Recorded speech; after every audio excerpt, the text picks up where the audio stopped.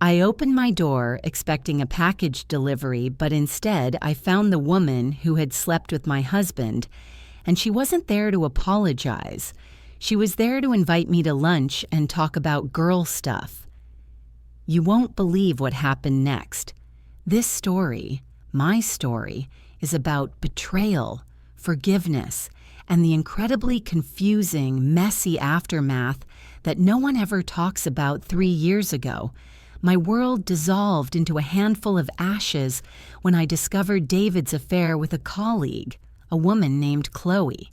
She was everything I wasn't, 20-something, carefree, and aggressively ambitious. I found the texts, the cliché of the century, and the trauma that followed was anything but. David and I had a beautiful 10-year history, 2 kids, a home we built with our own hands, and a shared dream of growing old together. Infidelity wasn't just a bump in the road, it was an earthquake. For 6 months, our house was a war zone of silent meals and explosive, tear-soaked arguments. We saw therapists, separately and together. I considered divorce every single day. I packed his bags twice. But somewhere in the rubble, a small, stubborn ember of love remained. David fought for us. He severed all contact with Chloe, changed his job, and dedicated himself to rebuilding trust, brick by painful brick. And I, against the advice of almost every single person in my life, chose forgiveness. I chose the hard road of healing, not the easier, cleaner cut of separation. I did it for our kids, yes, but mostly I did it for the 10-year-old me who believed in forever. Fast forward 3 years. The scars are still there. Deep and sometimes throbbing, but they are scars, not open wounds. David and I are stronger. Our marriage is more intentional, more communicative. We survived. Or so I thought. Then Chloe reappeared. It started subtly. A friend of a friend's birthday party. I saw her across the room, perfectly poised, wine glass in hand. My stomach dropped. David, sensing my distress, immediately pulled me toward the door. "We're leaving," he whispered, his face white. We walked out, leaving the party in stunned silence. And I thought, okay, we avoided that disaster, but Chloe wasn't interested in avoidance. The following week, a small, beautifully wrapped succulent arrived on my desk at work with a card that read, "I admire your strength, Chloe." My hands were shaking so badly I almost dropped the pot. My coworker, Sarah, who knew nothing of the affair, just commented on the pretty handwriting. I immediately threw the card away and left the plant in the office kitchen. This wasn't an isolated incident. She started showing up at the same yoga studio, a place I'd been going to for 7 years. She'd position her mat directly next to mine, smiling this unsettling, unnervingly friendly smile. Small world, right? She'd chirp after class, trying to engage in casual conversation about the instructor's playlist. I would just nod curtly and leave. I told David about it. He was furious. He emailed her from a burner account telling her to stop, to respect our boundaries, to disappear. For a little while, it worked. The succulent was the last gift. The yoga mat next to mine was vacant. I exhaled. But what I should have realized is that Chloe isn't a person who respects boundaries. She saw my avoidance not as a request for space, but as a challenge. And that brings us back to the moment I opened my front door. It wasn't a delivery driver. It was Chloe, holding a reusable shopping bag overflowing with organic vegetables and a cheerfully misplaced confidence. She was dressed in athleisure wear, looking like she'd just walked off a Lululemon catalog. "Hi, Sarah. Fancy seeing you here," she said, her smile wide and artificial. "Chloe," I managed, the single word a shard of ice. "What are you doing here? You need to leave." "Oh, don't be like that," she replied, stepping slightly closer, invading my space. "I was just at the farmer's market down the street, and I thought, we should really catch up. You and I have a lot in common, actually. Strong women, right?" She wasn't apologizing. She wasn't begging for forgiveness. She was demanding a friendship. She was attempting to normalize the unspeakable, to smooth the jagged edges of her past actions by forcing a bizarre, toxic camaraderie. The audacity was breathtaking. It was a level of emotional manipulation I had never encountered, not even during the darkest days of the affair. She wasn't just trying to be my friend, she was trying to rewrite history, erase the hurt, and make herself a permanent, non-threatening fixture in my peripheral vision. And in that moment, standing on my own doorstep, staring into the eyes of the woman who had almost destroyed my life, I realized the forgiveness I had given David was just the beginning. The real test of my strength, my sanity, and the future of my marriage was standing right in front of me, holding a bag of overpriced kale. My gut told me this was only the start of her campaign. I stood there, frozen. My mind was racing, trying to process the sheer arrogance of the situation. This wasn't a coincidence. It was a carefully planned ambush. David was at work. The kids were at school. I was completely alone with the architect of my deepest trauma. "Chloe, get off my property. Now," I said, keeping my voice low and steady, a skill I'd mastered during years of family drama. She chuckled, a light, airy sound that grated on my nerves. "Sarah, relax, it's just me. Look, I know things were complicated, messy, but that was years ago. We're both adults. I've done a lot of self-reflection, I truly have." She gestured dramatically towards her shopping bag. "I'm trying to live a clean, healthy life now, and I just feel like we could be friends. We both love David, after all. In different ways, obviously, but still." The casual mention of loving David right there on my doorstep was the final straw. It wasn't an olive branch. It was a narcissistic performance. "You listen to me, Chloe." I stepped forward, forcing her to take a step back. "You have no right to be here. You have no right to talk about David, and you certainly have no right to use the word friend with me. You broke my marriage. You were the other woman. That relationship is over, and any relationship between us is impossible. If you don't leave this instant, I am calling the police." Her smile faltered, replaced by a momentary flash of anger, quickly masked by hurt. She played the victim card perfectly. "Wow, Sarah, that's really harsh. I thought you were better than this. I thought you were, the stronger, more forgiving person David said you were." And there it was. The manipulation, the gaslighting, the weaponization of David's own words. She was trying to make me feel guilty for protecting my boundaries. The implication was clear. If I didn't accept her sudden, bizarre request for friendship, I wasn't truly a strong, forgiving woman. I didn't dignify that with a response. I pulled my phone out and demonstrably pressed the emergency button's pre-call sequence. She rolled her eyes, but the threat registered. "Fine, be that way. But I'm not done with this. You'll see that I'm a changed person." She turned, the organic vegetable bag swinging aggressively, and marched back down the driveway, getting into a ridiculously expensive silver sedan that was parked just out of sight. The moment she drove off, I sank against the door, my heart pounding against my ribs like a trapped bird. I immediately called David. "She was at the house just now. She came to the door." I choked out, the composure I'd maintained for her benefit dissolving instantly.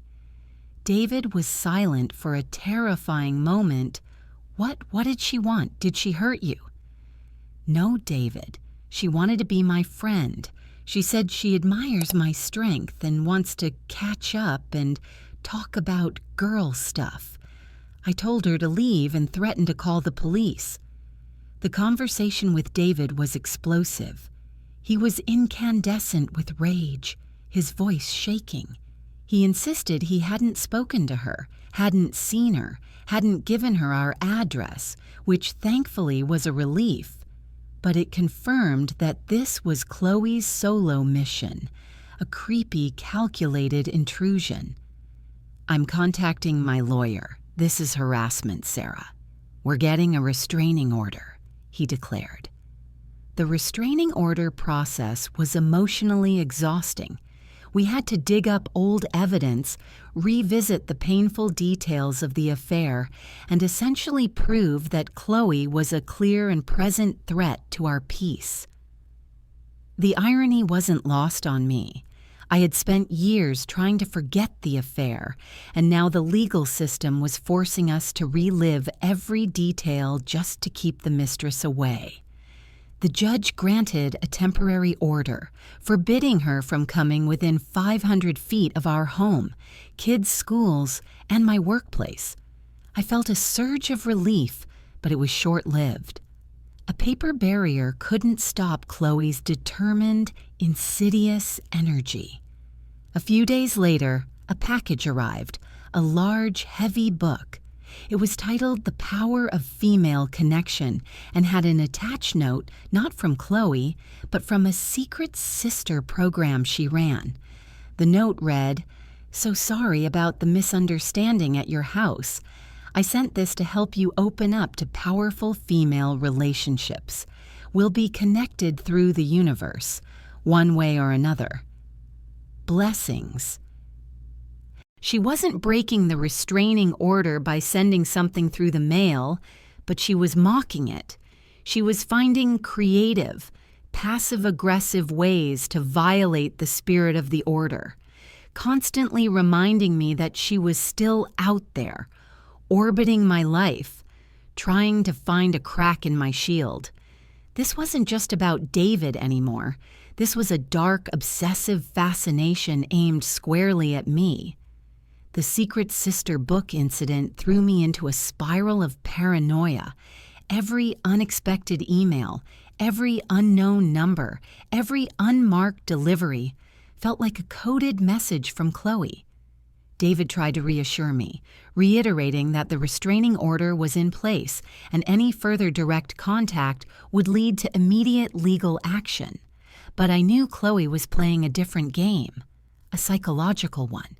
She started targeting my weakest spot, my social circle.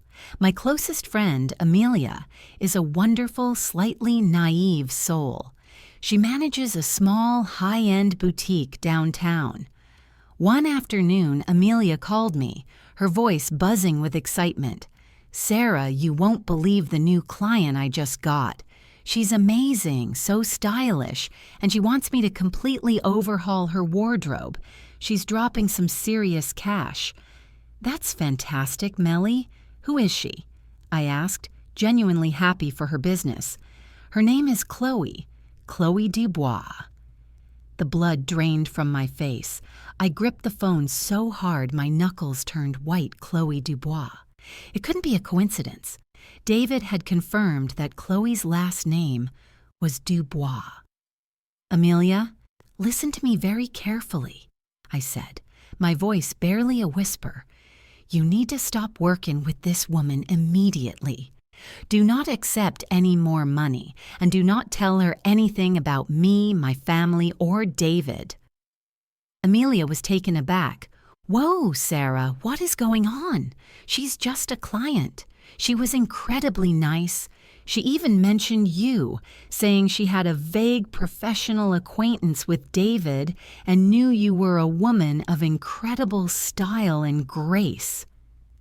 The compliment coming through Amelia was like poison wrapped in silk. Chloe was using Amelia to triangulate, to insert herself into my life through an indirect, safe channel she was fishing for information.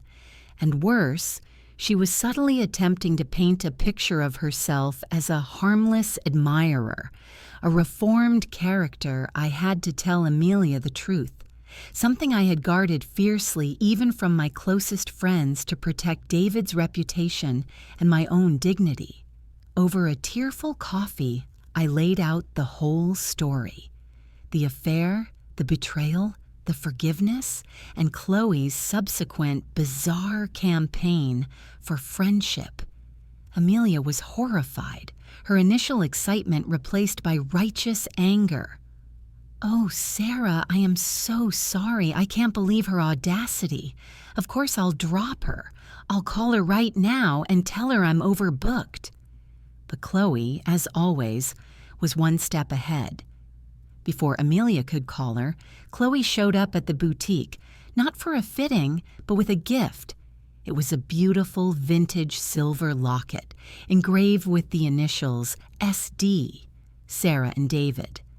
"I know David and we had a thing," Chloe told Amelia, laying the ground for her manipulative narrative. "But Sarah is such a strong woman. She's really my inspiration. I just wanted to buy her something as a peace offering, a token of respect.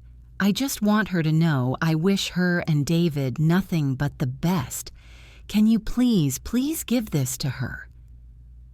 Amelia, caught off guard and still processing the full scope of the drama, accepted the locket, promising to pass it on. When she told me about it later, I felt sick. "Amelia, you can't give me that. It's another violation, another attempt to force contact," I exclaimed. I know, but she was so sincere, Sarah. Like she was genuinely trying to make amends.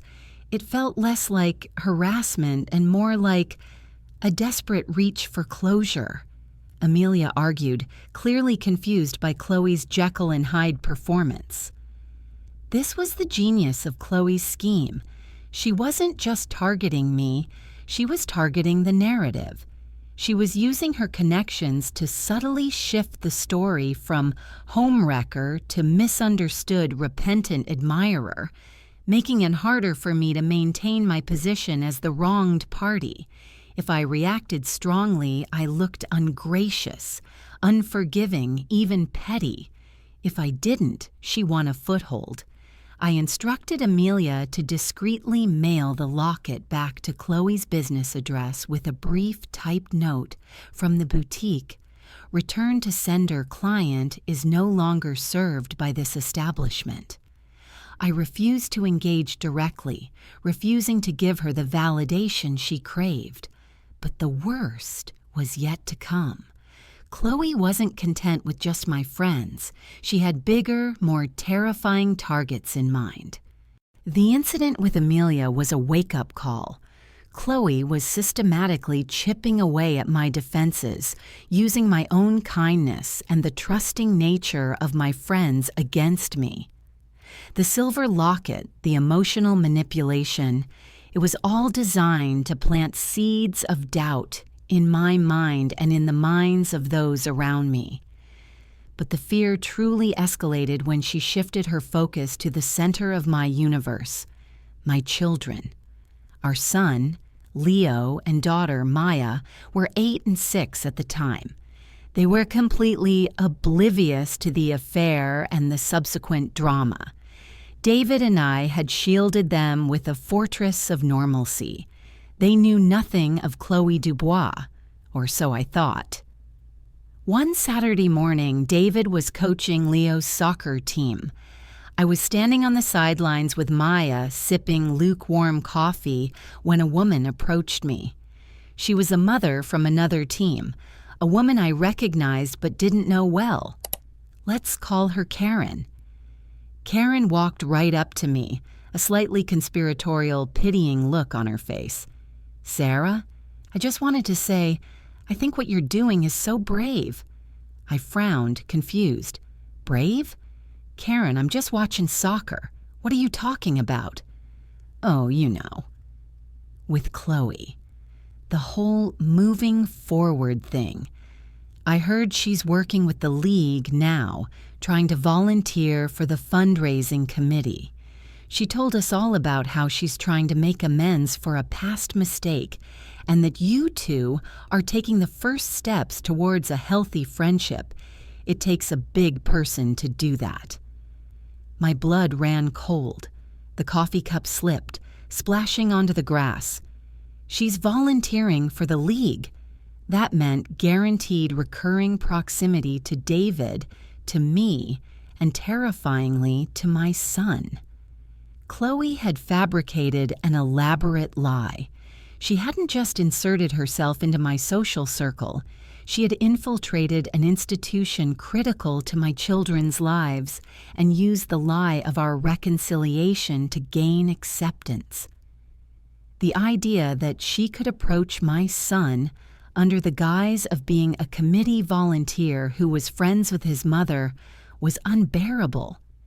I immediately found David and pulled him aside, the color draining from his face as I recounted Karen's words. "She can't be here, David.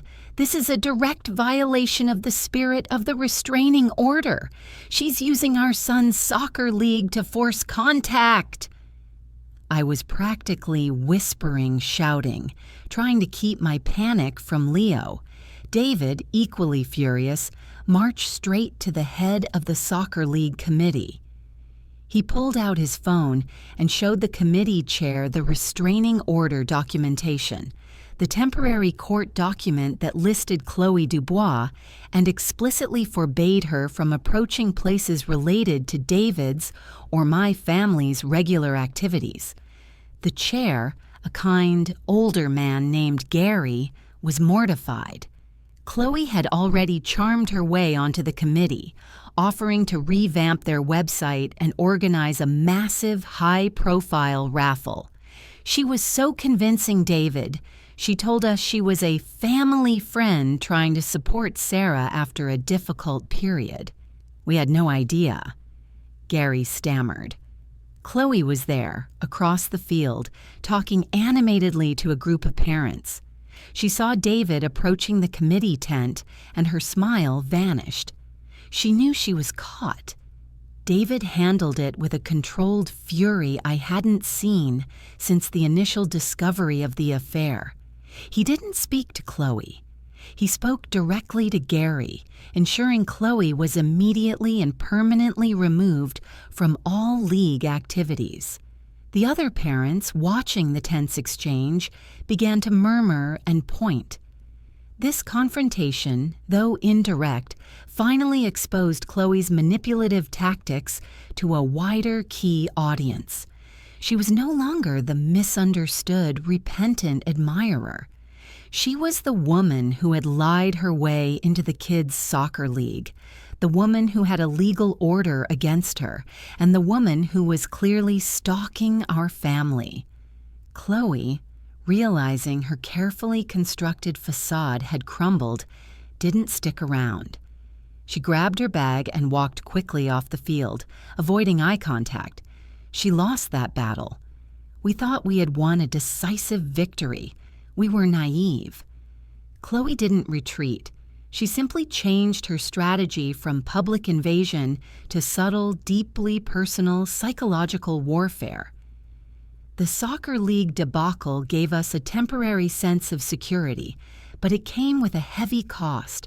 The whispered gossip among the other parents was almost as damaging as Chloe's presence itself. We had successfully branded her as a stalker, but in doing so, we'd also exposed our family's most painful secret to the entire community. Our narrative of a strong, healed marriage now felt fragile under the microscope of neighborhood judgment.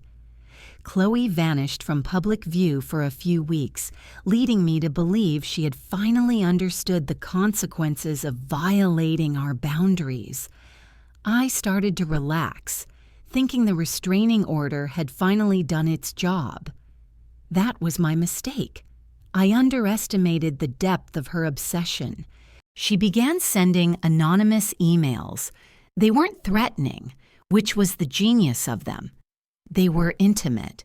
They came from a generic, untraceable account, and they were always addressed to David, but copied to me.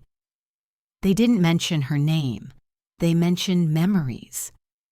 The first one arrived on a Tuesday. Do you remember the view from the rooftop bar in Chicago, the night we closed the Henderson deal? You said the city lights looked like scattered diamonds. You told me you hadn't felt that free in years. I read it and my stomach twisted. I knew the trip. I knew the deal. I knew the rooftop bar. David had been insistent that the trip was all work and no play. The detail about the scattered diamonds was specific, personal, and devastating. It was a secret language designed to penetrate the firewall of my forgiveness. When David came home, I showed him the email, my hands shaking. His face was a picture of pure, guilt-ridden pain. I swear, Sarah, I told her nothing about that. That was just a moment. I don't know how she remembers that detail, he whispered, collapsing onto the sofa. She remembers it because she was there, David. You were sharing your heart with her while you were supposed to be building a future with me, I shouted, the 3 years of peace shattering around us. The email did exactly what Chloe intended. It didn't break the law, but it reopened the wound of betrayal, instantly transporting us back to the most agonizing period of our marriage. The emails continued. Small, seemingly innocuous details that only a former intimate partner could know. The playlist you used to listen to on your morning commute still makes me think of you, especially track 4. It always made you smile, even when you were stressed. I saw a silver Labrador today. It made me laugh, remembering how you wanted to adopt one and name him Senator. They were designed to remind David of their shared history, to subtly imply that a part of him still belonged to her, and to make me doubt the sincerity of his recovery. Every email was a silent, corrosive argument happening on our shared screen. I felt like an intruder in my own marriage. I had forgiven the affair, but these emails proved that the intimacy, the mental connection, was something I could never fully erase. It was a phantom limb attached to David's past, and Chloe was constantly pinching it to cause him pain, and by extension, to cause us pain. We blocked the email address. She simply created a new one. We changed our spam filters. She changed her tone, making the emails sound more like vague philosophical musings about missed connections or the road not taken. The police and our lawyer were clear. These are not direct threats. They do not violate the letter of the restraining order. It's cruel, but it's not illegal harassment in the technical sense. You must simply ignore them. But how do you ignore the ghost of betrayal that emails you personalized messages every week? I realized Chloe wasn't trying to be my friend anymore. She was trying to break my marriage from the inside out, using emotional history as her weapon. And the only way to stop her was to cut off the source of her power. The emotional resonance of those past events. It meant confronting the affair, not just forgiving it, but truly dismantling its lingering psychological hold on David and on me. The barrage of intimate, anonymous emails pushed David and me to a breaking point. We were past the initial trauma of the affair, but Chloe's psychological warfare forced us to confront the deep, residual shame and regret that David had compartmentalized. We had adopted a don't look back policy to heal, but Chloe was actively forcing us to stare into the abyss. One evening, after another vague but piercing email, this one referencing an inside joke David had shared only with Chloe, I snapped, "David, we can't keep doing this. We're responding to her even by ignoring her. She's winning. Every time we jump or flinch, she knows she has control, I said, pacing our living room. He looked defeated, his head in his hands. I know, Sarah. I feel like I'm back in that place of shame. She's forcing me to remember the person I was then, and I hate that person. I hate that I gave her these details, this power over our future. This was the core problem. The affair wasn't just about sex. It was about shared secrets and emotional intimacy that had superseded ours. Chloe wasn't seeking friendship. She was seeking to prove that her connection with David was fundamentally deeper and more real than mine. I realized the solution wasn't to fight Chloe directly. The law wouldn't allow us to, and she thrived on the engagement. The solution was to utterly de-weaponize her memories. We had to take back the narrative. I looked at David. We are going to neutralize every single one of those memories. We are going to reclaim them. David looked at me, confused. How do we do that? We replace them. The rooftop bar in Chicago? We are booking a weekend trip. We are going back to that exact bar, sitting at the exact same spot, and we are going to create a new, better memory. We'll talk about our real life, our real future, and we'll toast to us surviving her. It sounded crazy, but it was the only way to excise the emotional cancer. Over the next few months, we embarked on what we privately called our reclamation project. That Chicago trip was surprisingly therapeutic. When we sat on that rooftop, the city lights did look like scattered diamonds. David didn't hide the past. He faced it. I remember telling her that, he confessed, his voice heavy. But the feeling wasn't freedom, Sarah. It was loneliness masquerading as freedom. The feeling I have right now with you is real connection. We cried, we laughed, and we created a powerful new memory of reconciliation that overwrote the old one. The silver Labrador memory? We went to the local shelter and adopted a scruffy, three-legged terrier mix. We named him Braveheart. Every time we said his name, it wasn't a reminder of a hypothetical dog Chloe knew about. It was a celebration of the actual, flawed, beautiful family we chose to rebuild. The most challenging one was track 4 on his old playlist.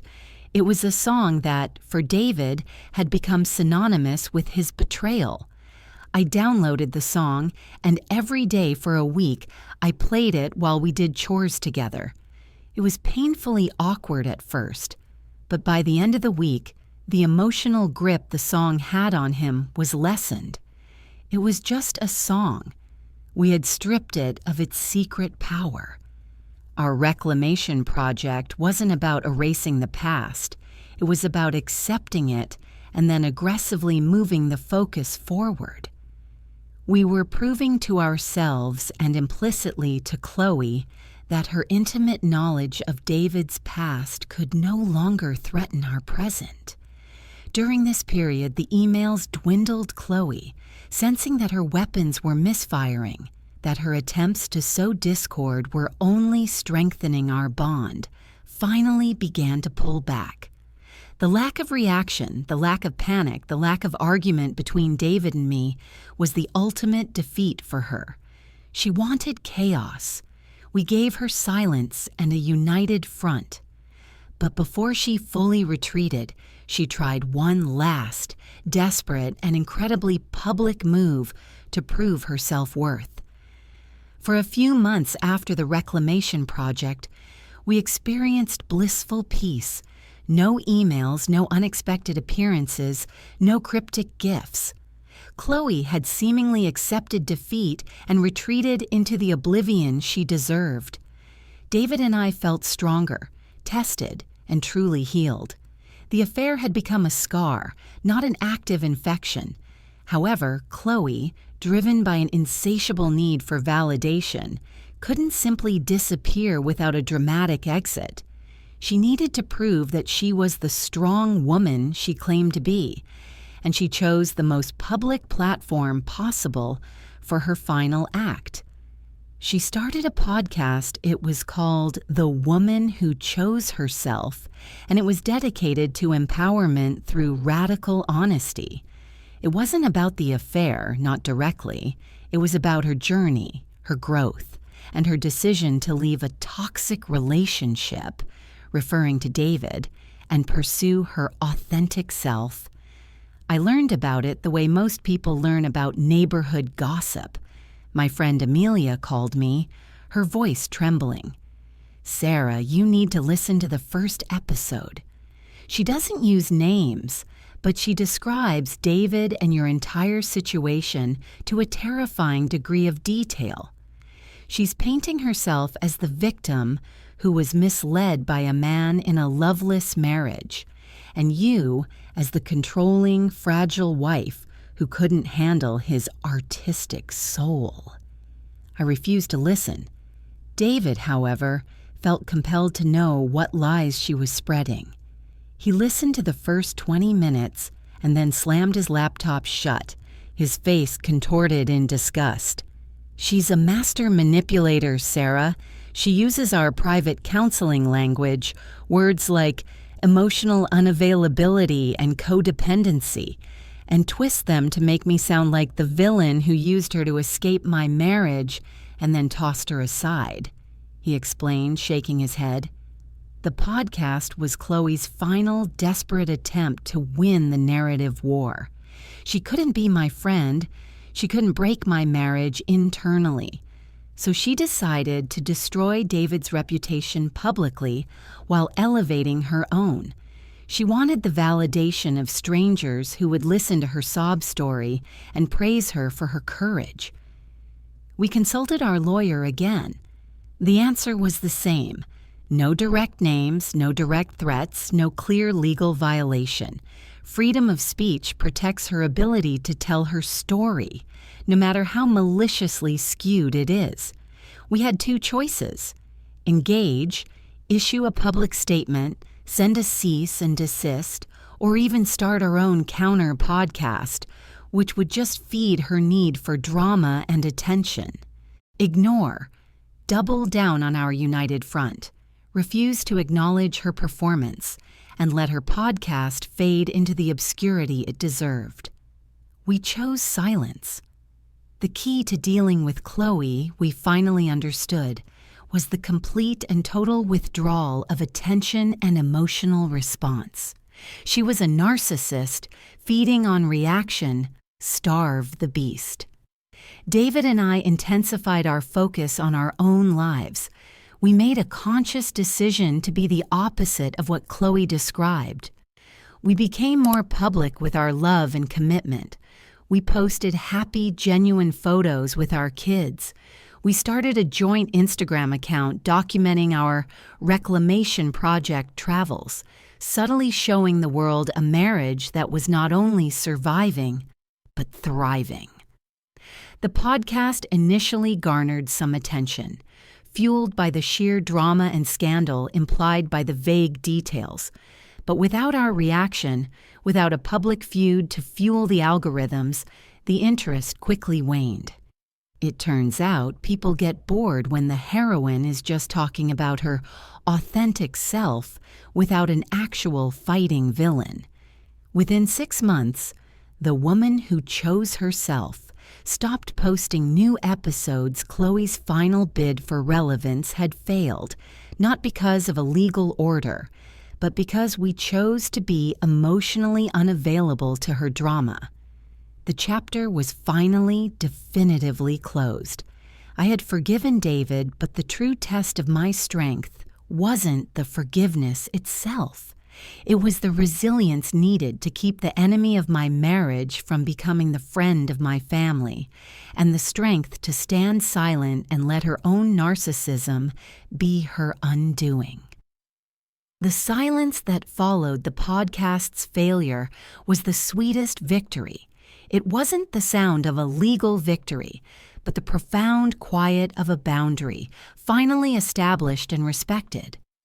Chloe had exhausted every tactic: direct confrontation, subtle infiltration through friends, public shaming through the community, and finally psychological warfare via anonymous emails and a self-aggrandizing podcast.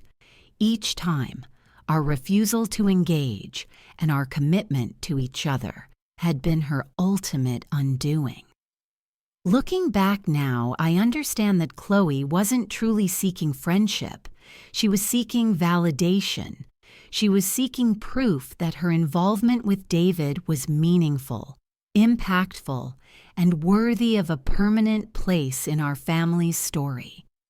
By trying to be my best friend, she was attempting to sanitize her role from homewrecker to significant figure, thereby legitimizing her actions and easing her own guilt. My refusal was an emotional execution of that legitimacy. The journey of forgiving David was complex, marked by intense emotional labor and a decision that required me to choose my 10-year marriage over my immediate, justified rage. But the journey of managing Chloe was a lesson in self-worth and psychological defense. I learned that my strength wasn't measured by how quickly I could forgive David, but by how steadfastly I could protect the sacred space we rebuilt. I learned several crucial things that I want to share with any woman watching this who is navigating the dark waters of betrayal. First, forgiveness is a private act, not a public performance. I forgave David for myself, not for him, and certainly not for Chloe. Her demands for friendship were a request to join my performance, and I refused to give her a front-row seat to my healing. You owe the person who hurt you nothing but firm boundaries. Second, emotional warfare often hides behind amends. Be wary of people who are overly eager to make things right by forcing a relationship with you. True amends require respecting your space and your pain, not invading your life with gifts and self-serving narratives. Chloe's attempts to be my friend were the most aggressive form of continued betrayal. Third, starve the narcissist. Chloe's power lay in our emotional reaction. She wanted the drama, the fear, the anger. The moment we switched from fighting her moves to simply living our life, by reclaiming the memories, focusing on our children, and creating new, stronger bonds, her energy source dried up. Silence and a unified front are the most powerful weapons against external manipulation.